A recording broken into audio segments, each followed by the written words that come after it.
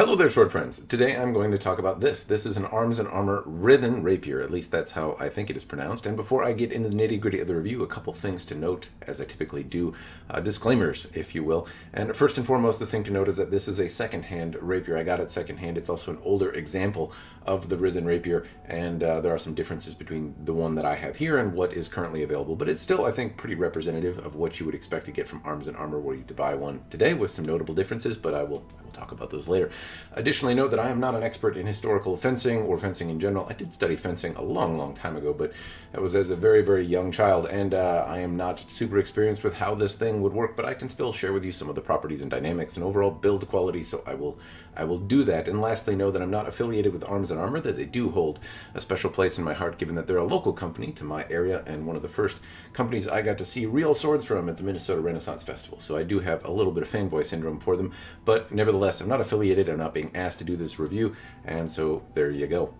So let's first take a look at what is advertised about the Writhen Rapier from Arms & Armor, and it basically says that it's got this twisted rope grip or hilt assembly type thing, and that it's pretty showy, and it also has these Turk's heads, which sounds like some sort of racial slur, but I guess it's not. In any case, it's based off an original piece in the Wallace Collection, and I will share with you some of the details between the example I have and the example in the Wallace Collection. And there's some other pieces that you can get with it, but it sure is a pretty sword on Arms & Armor's website. It also retails at $1,590, which is a pretty hefty sum, so let's see if it is worth it or not. Now, one of the things worth noting here is that this Arms & Armor Rapier is based off a piece from the Wallace Collection, and they've provided a reference number of A602, and I don't know if I can honestly link this. I'll provide the link that I have in the description down below, but I'm not sure if it'll work. Either way, you can go to the Wallace Collection and search, and this information comes up, that it is based off a 17th century Italian rapier. It also provides some information about the marks, descriptions, additional reading, and such. Unfortunately, I wasn't able to find a whole lot more, and the information provided is relatively limited in terms of distribution, but it's worth noting that this sword definitely has some differences, and I'll cover those in the rest of this review. So let's talk about some of the differences in the original piece versus the example that we have from Arms & Armor. So the first thing I'm going to look at is this little hole down here in the D-guard. The original seems to have something that looks, I don't know, a little bit better put together, but you know, it's similar, I guess. The grip has a more windy kind of pattern to it. I guess I would call it more twisty, in that it looks like it's been twisted more times as opposed to the one that I see on the Arms & Armor piece. The hilt has a very similar look, and thematically they look very similar to me, but the original doesn't have this simple bar on the other side, and this is one of the notable differences that doesn't appear to be on the current version of this Arms & Armor. The back side, or the side that you would wear towards yourself, the side that isn't showing, if you're right-handed anyway, is just basically plain steel bars. It doesn't have any of the roping pattern to it. So I suppose it might, I've been told, save your clothing. If you were wearing it, it would keep from maybe some of the friction or rubbing that the rope stuff might do, and it just costs less to produce, so that might be another way, which makes this historically, I suppose, relevant. But the example that I can see in the photos doesn't look like it has this type of pattern on it. It doesn't look like it is lacking the rope type embellishment on the not showy side. Additionally, if I look at the blade side of things, the blade is just crisper on the original. It has crisper, cleaner lines. It doesn't have this kind of hexagonal cross-section either, which runs to, I don't know, roughly here. It gets very faint. On the Arms & Armor piece, this, which I'll talk about later, has almost a hexagonal center ridge area that is, you know, provides rigidity in the blade, but certainly doesn't look like it is that way on the original piece. Now, the original is stated to be about 5 ounces lighter and about 2 inches longer than this piece from Arms & Armor. Now, the trick is that I only have a measurement for overall length from the original piece, so I don't know if it's total overall length of the blade or if it's made up somewhere else. But the original is also noted to be approximately 5 ounces less in terms of weight. Now, as a visual representation, this chunk of steel is about 5 ounces. Now, this is from a broken katana, and perhaps it's not terribly representative, but this is spread out over this blade in terms of being heavier than the original, if you follow my meaning. Now, if I were a betting man, based on the fact that the original piece is both 2 inches longer and 5 ounces lighter, and that it has a different kind of braided grip, I venture a guess that there are a lot of things that feel different about the original piece than this one does. Now, it has some of the same aesthetic flares, but when you get up to the nitty-gritty of it, I would venture a guess that it's not terribly representative of the original, other than kind of if it sits on your wall at a distance. Though I'm not an expert, I can't imagine that a shorter blade that's 5 ounces heavier feels the same way as the original blade did. That doesn't mean that this one one isn't good or isn't worth around $1,600, but let's take a look at the overall build quality and the rest of the stuff to see if maybe it warrants your hard-earned dollar. So let's start with the Pummel. The first thing I'm going to start with is the peen cap right here, this little nubbin at the end. I think it's a peen cap. In any case, it has the kind of same roping design that aesthetically complements the rest of the blade, or that's all over the remaining parts of the hilt, but it's polished at the end here, and it would have been nice if somebody took a file and just rounded it down so that it matched thematically with everything else and didn't end with this shiny little cap at the end. Maybe that's how the original was done. I can't necessarily tell that from the photos, but I think it would be nice if the roping went all the way around this blade and all the way around this little peen cap here rather than just being polished off at the tip.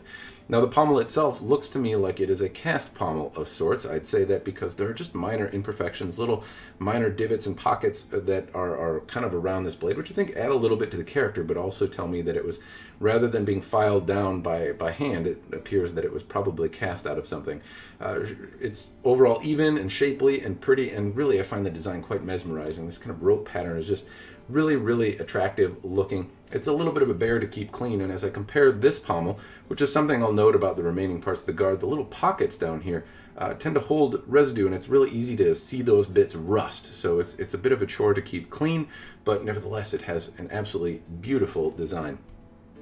That brings us to the grip, and there's a couple notable things about the grip. First, if we talk about where the grip meets the pommel, there's this little cup section that's been rounded off and it's butted up next to a Turk's head knot, which appears to have been undone or come loose at some point in this blade's lifespan and then was glued down to some extent. Now the top Turk's head knot wiggles around ever so slightly. With any amount of pressure it kind of moves around, but it doesn't really fall out of its position.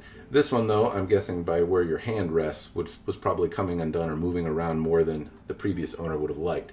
Now that said, the grip is still really quite stunning. There's a lot to appreciate here. First off, it's not completely cylindrical. It has an ovoid shape. It swells in the middle and it rests in your palm really, really well and comfortably. It's also absolutely beautiful. It has this spiral section to it, which is shapely and gorgeous, and while it's not as tight a spiral as the original was, this one still isn't lacking in visual appeal.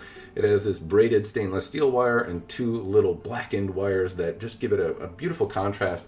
It sits in my hand really well. Aesthetically, it's pretty. There's no pointy jutting wires or anything like that that catch on my skin, and it's very comfortable. I can get one finger above the crossguard, I can get two, I can choke down here above the pommel, or I can grip it with a hammer, and my giant sausage fingers fit pretty well in this overall grip. Though if I do a hammer grip here, my pinky kind of begins to fall over one of those Turk's head knots, and I can guess that's probably why it started to come loose when the original owner was using it. In any case, I really like the implementation or the execution of this wire grip here. It's very pretty, especially on this spiral bit, how they've tucked the wires in there and just how tight and clean they all are. I find it to be absolutely stunning looking and functional and comfortable as well. Let's talk about the rest of the hilt, or the guard more specifically, and there's a lot of guard to talk about here. Now first off, it has this really beautiful roping pattern, which is, I don't know, makes it really quite a looker. And this roped kind of guard look here gives me the impression that it was also cast based on some of the stuff that I noticed from the pommel, that there's just little pockets here and there that suggest that maybe this was a cast piece originally and then refined and touched up. And there's also little sections that look like it doesn't have the whole roping done to it, at least not as diligently as the original appears to in a photo. Also, what makes this piece interesting, not just the three rings in the crossguard and just how pretty it looks, is also that on the opposite side here there are just plain bars. Now from a historical context, this side of the rapier looks quite a bit different. From a historical context, I thought that maybe the original was like this, but the photos make me think that the original has this roping design all the way across. And I was told that this is from a couple different reasons. One, original historic pieces may not have been embellished on both sides because there's a cost savings to having it be more simple on the side that faces you. Two, there's a pragmatic reason in that it might not wear on your clothing, and there may be some other thing I'm neglecting. And if you know what it is, throw it in the commentary down below. I'm shit at history, so if you happen to know more details about why this might be the way it is, let me know. Though from a historical context, it's worth noting that the original piece appears to be embellished artistically in a similar way on both sides. Now this side also has just a very different design. It's not three rings. It kind of juts out and has four bars and it swells here, and I don't honestly know why that is exactly, but it's not uncomfortable to use. If I can put it in either hand, it's comfortable. Overall, it's a pretty well executed design, and I can't say that I find it any less appealing or really elegant looking just because it doesn't have the roped piece on both sides. The piece from Arms & Armour that's currently available, were you to order one today for $1,600, seems to have a similar roping design on both sides of its face. It's pretty on both sides of its face rather than just one. This one is a older piece, and I was told that this is how they used to do them, which is one notable feature difference in terms of, you know, if you're anal about symmetry, this one, the newer one that you would get, would be more symmetrical. Now, other pieces worth noting is that this looks like it may have been cast on one half and then have the remaining half welded on. I don't know exactly construction-wise, but underneath this cup area here, I can make out just imperfections in the welding and kind of how things butt up ever so slightly. It's not as perfect underneath if you look at it from this direction as it is outwardly, but it still is an absolutely stunning looking design. Now, where the blade meets, there's also a pretty large pocket here. It's not quite symmetrical. I can kind of look down there. Water could get in there. It's less than ideal, but I don't know that I necessarily find it distracting. It's also comfortable in terms of gripping and moving my finger up in this little ring section up here. Now, the question I suppose I have about the guard is, dynamically speaking, I don't know where to measure the start of the blade. Is it from the cross guard or from where the end of this ricasso section is? I measured the blade from the end of the cross guard, and both are in the description down below. You can find an outline of how big this part is here, and you can plug those discrepancies or those differences into the weapon dynamics computer if you want to change it around. I also wasn't sure where to note the end of the grip was. Is it where you stop holding it, or because you might have a finger above it? And that certainly changes dynamically how it feels, but I'll talk about the dynamics later. For the moment, we can move on to the blade. Now, the blade itself, I believe, is made likely out of 1075, though it could be made out of something else. And the blade where it rests in the handle is symmetrical, though on one side it seems to kind of touch on this end of the hilt or the guard here, and on the other side it does it. It's not perfectly symmetrical. I don't know if that's intentional because, you know, it is I don't know why that is. It just looks uneven. Perhaps it's intentional. I don't know if it is. It seems like it shouldn't be, though.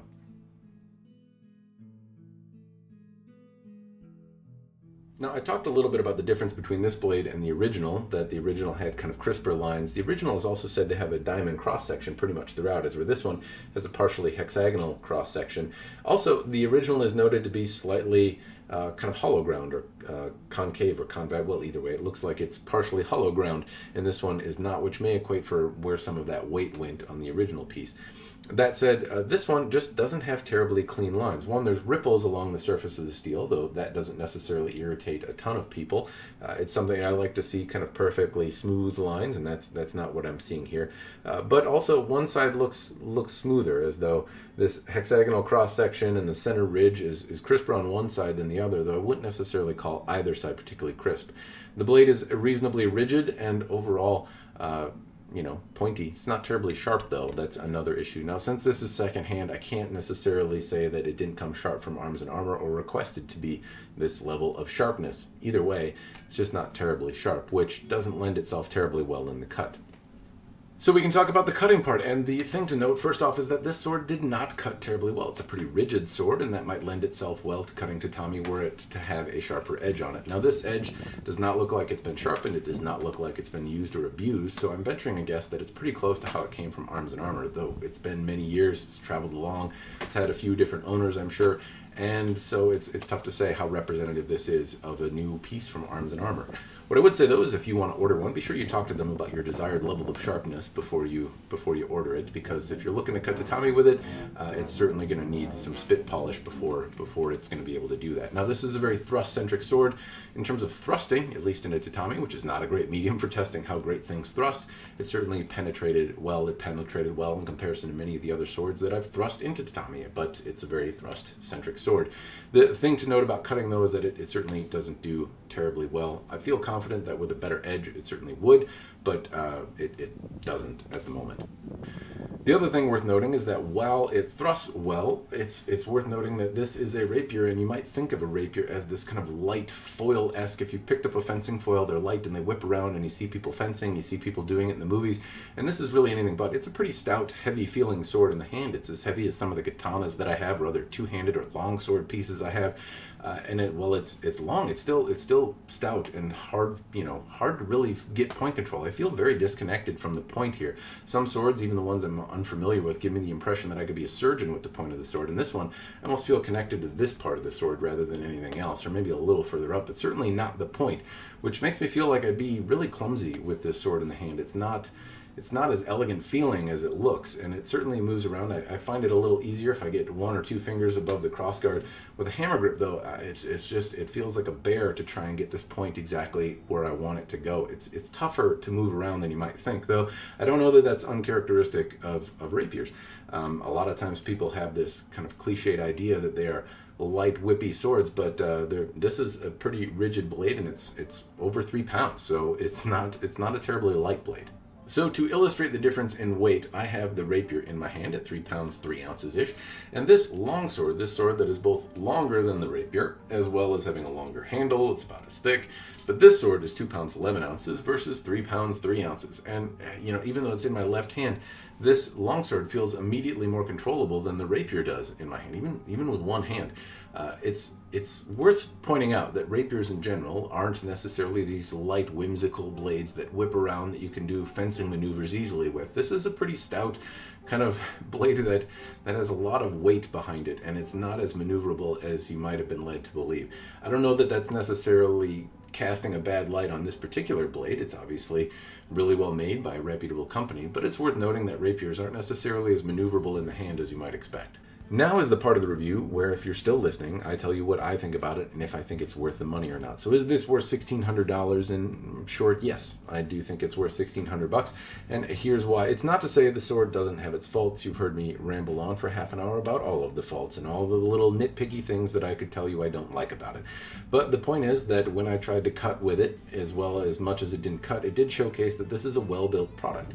I'm not a small man, and taking this sword and whacking it into something that basically doesn't cut means the sword is absorbing all that shock, and as a result, well, there's no bends. Everything is straight. There's no rattle. Nothing rattles around or knocks around. There's no issue with the sword other than this knot kind of moves around a little bit, and it did that before I was whacking at the tatami mat with it. So it's a well-built quality rapier, and there just aren't a ton of people in the market making well-built quality rapiers. The other manufacturers that do make them seem to not make them with the same type of embellishments, or at least quality level as Arms and Armor, and many other custom smiths out there don't seem to really favor making the rapiers. Other types of medieval swords are more popular. Anyway, there's just not a ton of options out there, and that's part of what makes me say yes. Now, if you're not married to buying a rapier, you certainly have more options and don't have to pick something with such a high price tag and as many aesthetic imperfections. But if you're looking for a rapier, which is presumably why you're watching this video, I would say your market options are relatively small, and if you want something that's at this quality level, then $1,600 seems like a fair rate for it. It's also worth noting that Arms and Armor has been making these for many more years after this one was produced. I'm not sure exactly how old this one is, but I would venture a guess it's maybe even 20 years old, or at least older than 10 years. And Arms and Armor has likely fixed some of the imperfections and bits that I've griped about in this video, or at least it stands a chance that they have. I don't have one of those to review, but in any case, the photos that they've taken on the website that show the newer version where the roping is across the hilt looks like it is a more perfect version of this sword, and so I'm pretty confident that if you were to buy one today, that some of the issues that I've noted wouldn't necessarily be a problem. Anyway, that's all I have for you. I hope that the video has helped you decide if something like this is worth your hard-earned ducats or not, but that is all I have for you today. As always, cheers, and thanks for watching.